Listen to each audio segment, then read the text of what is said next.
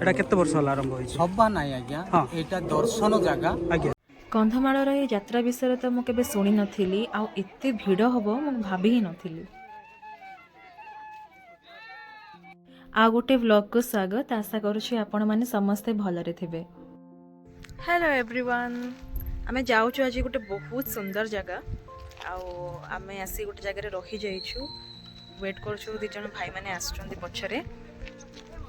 ତାପରେ ରାଇକିଆ ସାଇଡ଼୍ରୁ ଆପଣ ଯଦି ଆସୁଛନ୍ତି ଦେନ୍ ଦାରିଙ୍ଗବାଡ଼ିକୁ ରାସ୍ତା ବହୁତ ଖରାପ, ଆଉ ଟିକେ ଆଗରୁ ବାହାରିବେ ଆଉ ଦେଖିକି ଆସିବେ।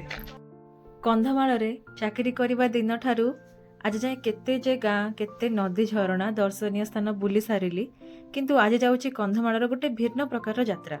କାହିଁକି ଭିନ୍ନ? କାରଣ ଏ ଯାତ୍ରା କେବଳ କନ୍ଧମାଳରେ ହୁଏ, ଆଉ ଏହାକୁ ଲୋକମାନେ ପର୍ତ୍ତମାହା ଯାତ୍ରା ନାମରେ ଜାଣନ୍ତି। ଆଉ ଆଜି ପ୍ରଥମ ଥର ମୋତେ ଯାତ୍ରାକୁ ଯିବାକୁ ସୁଯୋଗ ମିଳିଛି। ସେ ଜାଗାରେ ପହଞ୍ଚି ଦେଖେଇବି ସେଠାରେ କ'ଣ ଅଛି, କାହିଁକି ଏ ଯାତ୍ରା ହୁଏ। ତେଣୁ ଭିଡ଼ିଓଟିକୁ ଶେଷ ଯାଏଁ ଦେଖନ୍ତୁ।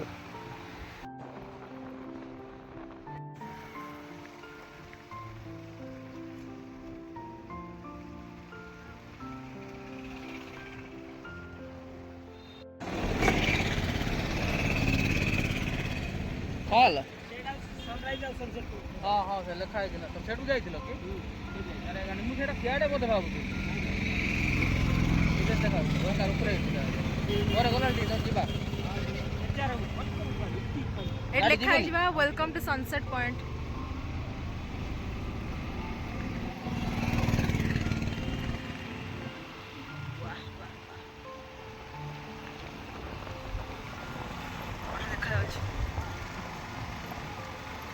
ଆପଣ ତ ଜାଣିଛନ୍ତି ଦାରିଙ୍ଗବାଡ଼ି କେତେ ସୁନ୍ଦର। ଆମେ ଯେହେତୁ ଦାରିଙ୍ଗବାଡ଼ି ଟାଉନ୍ କ୍ରସ୍ କରି ଆସିଲୁ, ବାଟରେ ବହୁତ ସୁନ୍ଦର ଭିଉ ଦେଖି ଦେଖି ଆଗେଇ ଚାଲିଲୁ।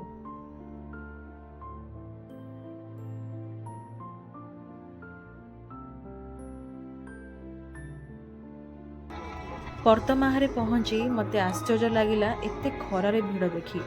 ଗୋଟେ ସାଇଡ଼୍ରେ ମାର୍କେଟ ବସିଛି, ଗୋଟେ ସାଇଡ଼୍ରେ ପ୍ରାର୍ଥନା ସଭା ଚାଲିଛି, ଆଉ କିଛି ଲୋକ ପାହାଡ଼ ଉପରେ ଯାଇ କ୍ୟାଣ୍ଡେଲ୍ ଜାଳି ପ୍ରାର୍ଥନା କରୁଛନ୍ତି। ମୁଁ ପ୍ରଥମ ଥର ଏପରି ଜାଗାକୁ ଆସୁଛି, ଆଉ ଆଗକୁ ମୁଁ ସେୟାର କରିବି ମୋତେ କିପରି ଲାଗିଲା, ମୋର ଏକ୍ସପିରିଏନ୍ସ କେମିତି ରହିଲା। ତେଣୁ ଭିଡ଼ିଓଟିକୁ ଆଗକୁ ଦେଖନ୍ତୁ। ଏଠି ଚାଲନ୍ତୁ ଯିବା ପାହାଡ଼ ଉପରକୁ।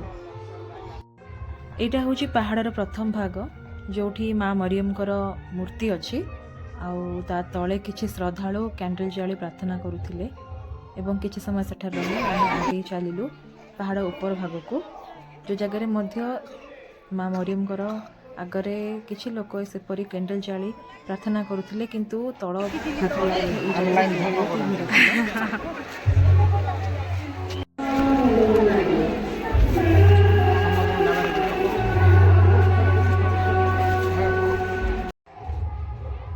ଏତେ ମାତ୍ରାରେ ଶ୍ରଦ୍ଧାଳୁ ଯେ କେବଳ କନ୍ଧମାଳରୁ ନୁହଁ, କନ୍ଧମାଳ ବାହାରୁ ମଧ୍ୟ ଆସିଛନ୍ତି। କିଛି ସମୟ ସେଠାରେ ରହି ଜାଣିବାକୁ ପାଇଲି ଏହା ଖାଲି ସଭା ନୁହଁ, ଜାଗାଟି ଏକ ଦର୍ଶନ ସ୍ଥାନ। କାରଣ କିଛି ବର୍ଷ ପୂର୍ବେ ଏହି ଜାଗାରେ ପ୍ରଭୁ ଯୀଶୁଖ୍ରୀଷ୍ଟ ଗୋଟେ ମାଆଙ୍କୁ ଦର୍ଶନ ଦେଇଥିଲେ, ଏବଂ ପରବର୍ତ୍ତୀ ମୁହୂର୍ତ୍ତରେ ଏହି ପାହାଡ଼ରେ ଗୋଟେ ଝରଣାର ଉତ୍ପତ୍ତି ହୋଇଥିଲା। ସେହି ଝରଣା ପାଣି ପିଇବା ପରେ ଏବଂ ଶରୀରରେ ଲଗାଇବା ପରେ କିଛି ଲୋକ ସୁସ୍ଥ ହୋଇଥିଲେ।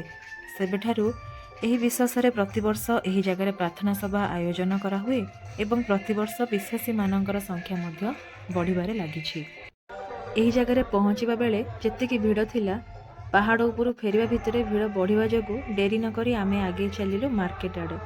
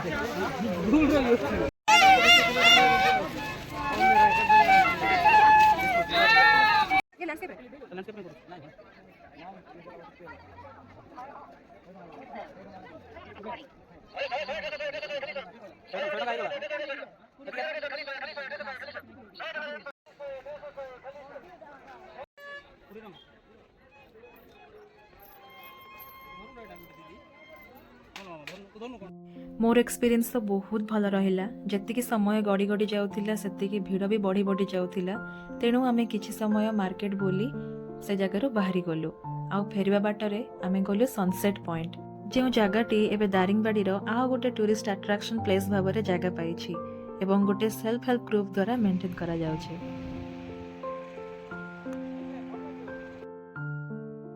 हिल टॉप को पहुँचवा पाई एही घाटी रास्ताटी एबे भी डेवलपिंग स्टेज रे अछि तेणु आपण माने जति केही आछंती बहुत केयरफुली गाड़ी चलेबे आउ एठी कारण स्लीप हेबारो चांसेस बहुत अछि।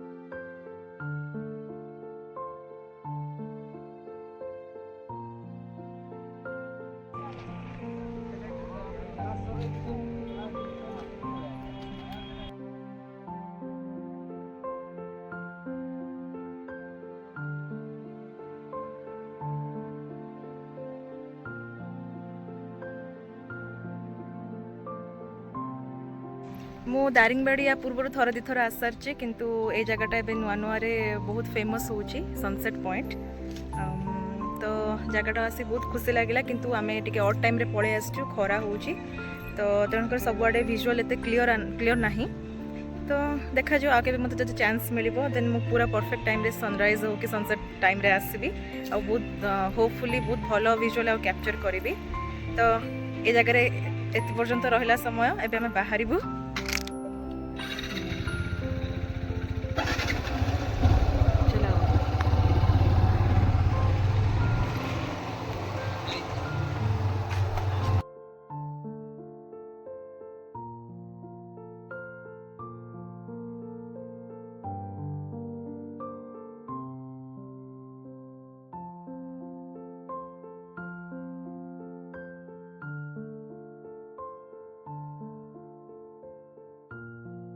दिनटी आज बहुत भल रहिला किंतु एते समय बुली सारला परे भोक भी बहुत जोर से लागुथिला तेणु आमे आउ डेरी न करी सनसेट पॉइंट बुली सारला परे आमे बाहरी आसिलु एवं आगे चलिलो दारिंगबाड़ी बाटरे आसला बेलू देखिलु जनक बारिआडे एते सुंदर फूल फुटिथिला किछि समय सेठारे फोटो स्नैप करला परे आमे पहुंची गलु दारिंगबाड़ी रे।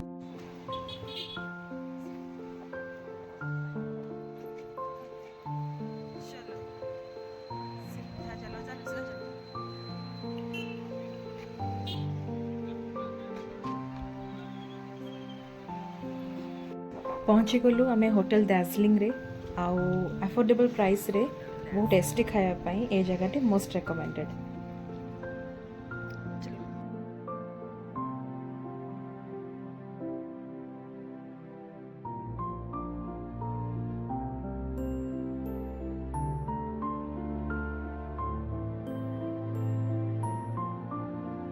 एते टेस्टी खाइबा खाई आमर ट्रिप तो बहुत भलरे एंड हैला तेबे वीडियोटी को शेष पर्यंत देखिथिबारु बहुत बहुत धन्यवाद।